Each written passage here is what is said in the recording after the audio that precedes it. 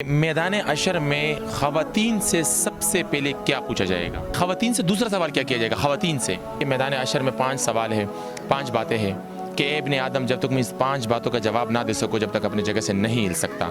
तो 5 बातें में कौन सी है अगर आपको इसका नॉलेज? हज़रत यूनुस अलैहिस्सलाम को कौन सी बस्ती की तरफ नबी बनाकर भेजे थे कि जिस बस्ती की तरफ उसको भेजा गया था उस बस्ती की तादाद, लोगों की तादाद कितनी थी? हज़रत यूनुस अलैहिस्सलाम की कौम की वो कौन सी खासियत थी जो बाकी कौमों में वो खासियत नहीं पाई जाती? अस्सलाम वालेकुम, मैं एक मरतबा फिर आप लोग की खिदमत में हाजिर हूँ। आज हमारे साथ इकराम भाई मौजूद हैं। इनसे पहले भी मैंने वीडियोज़ बनाई थी।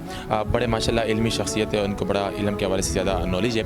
तो आज मैंने कहा इस्लामिक सवाल जवाब इनसे दोबारा कर लेते हैं। सबसे पहले अस्सलाम वालेकुम। वालेकुम अस्सलाम। सर आपका कैसे हैं आप? अल्हम्दुलिल्लाह, आप बताएं। अपने नाज़रीन को नाम भी बता दीजिए अपना। मेरा नाम मोहम्मद इकराम। अच्छा इकराम भाई, मैंने पहले भी आपसे वीडियोस की थी और काफ़ी अच्छे कमेंट्स आए थे, काफ़ी लोगों ने आपको अप्रिशिएट किया था।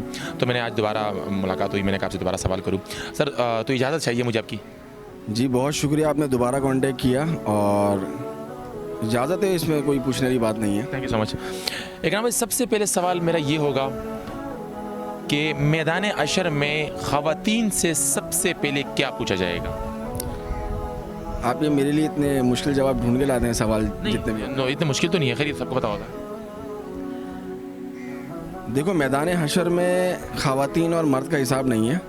मैदान हशर में ख़वातीन हो या मर्द हो, उन सबसे पहला सवाल यही पूछा जाएगा कि नमाज के बारे में, और जवाब भी उसका उसी में होगा।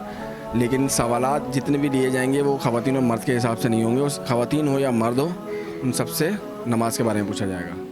अच्छा, थैंक यू सो मच। ये बिल्कुल सवाल हमने इस वजह से मुख्तलिफ किया था कि अच्छा ये पता है कि ख़वातीन से दूसरा सवाल क्या किया जाएगा? ख़वातीन से, हाँ, ये थोड़ा टिपिकल है। ख़वातीन से दूसरा जो सवाल किया जाएगा उसमें उनके शौहरों के हकूक़ के बारे में, ख़वातीन के बारे में अगर बोला जाए तो। ख़वातीन के बारे में। अच्छा ये पता है कि मैदान अशर में 5 सवाल है, 5 बातें हैं कि ए इब्ने आदम जब तक मैं इस 5 बातों का जवाब ना दे सको जब तक अपनी जगह से नहीं हिल सकता।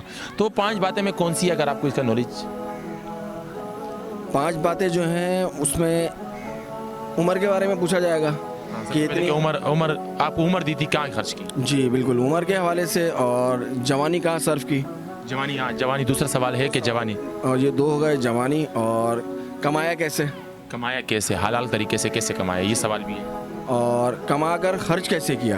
खर्च कैसे किया, बिल्कुल। और 5वां सवाल? 5वां है जितना आपको इल्म था उस पे अमल कितना किया। बिल्कुल। अमल था या नहीं था, अमल था या नहीं था। बिल्कुल। मैदान अशर पे 5 सवालों का जवाब, जब तक इब्ने आदम जब तक वो जगह से हिल नहीं सकता, इब्ने आदम की औलाद जब तक इस 5 सवालों का जवाब ना दो। उम्र दिया था, कहाँ खर्च किया, जवानी कहाँ खर्च की, माल कैसे कमाया और कैसे खर्च किया, आपने अपने इल्म पर कितना अमल किया, क्या लेकर आए हो तुम। तो ये 5 सवालों का जवाब मैदान अशर में लिया जाएगा। अच्छा दूसरा सवाल मैं आपसे ये कर लेता हूँ कि इसमें मैं एक और बात ऐड कर दूं। अमल बड़ा है इल्म से। जो अमल कर रहा है वो तो ऑलरेडी मतलब वो आगे बढ़ गया। जो इल्म होने के बावजूद अमल नहीं कर रहा वो बेकार है। बेकार है। और हम लोग इसी पे हैं कि इल्म होने के बावजूद अमल नहीं करते। तो अमल ज़रूरी है। इल्म होना तो है लेकिन इल्म भी होना चाहिए, लेकिन अमल बहुत बड़ी चीज़ है। अमल ज़रूरी है, बिल्कुल सही बात है। अमल, इल्म हो तो अगर अमल नहीं हो, इल्म तो शैतान के पास भी है लेकिन अमल नहीं है, बिल्कुल सही बात है। अच्छा हज़रत यूनुस अलैहिस्सलाम को कौन सी बस्ती की तरफ नबी बनाकर भेजे थे? ये बहुत हार्ड सवाल लाए आप, लेकिन जहाँ तक मुझे याद पड़ रहा है नैनवा बस्ती थी, उस पर मबूस किया था। नीनवा की तरफ मबूस, बिल्कुल। अच्छा ये आपको पता है कि जिस बस्ती की तरफ उसको भेजा गया था उस बस्ती की तादाद, लोगों की तादाद कितनी थी?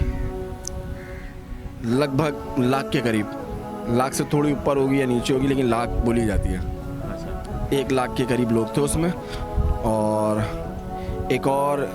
इसमें एक और ऐड कर देता हूँ कि 10 बरस तक उन्होंने उस पर दावत दी और उस 10 बरस के अंदर सिर्फ 2 लोग ईमान लेकर आए माशाल्लाह यार, बस्ती में। माशाल्लाह। अच्छा मैं आखिर में एक सवाल करूँगा। हज़रत यूनुस अलैहिस्सलाम की कौम की वो कौन सी खासियत थी जो बाकी कौमों में वो खासियत नहीं पाई जाती? वो हठधर्मी पे नहीं उतरते थे। जब उन पर अल्लाह की तरफ से अजाब आने लगा, हज़रत यूनुस ने उन्हें बताया, तो उन लोगों ने उस अजाब को जब देखा तो वो आगे बचने के लिए या भागने के लिए नहीं, कुछ नहीं किया उन्होंने फ़ौरन सजदे में गिर गए और उन्होंने फ़ौरन ईमान लाया। ये खासियत ये खासियत थी कि मतलब उन्होंने अजाब देखा, बाकी कौमों की तरह नहीं कि अजाब देखा तो उसको झेला।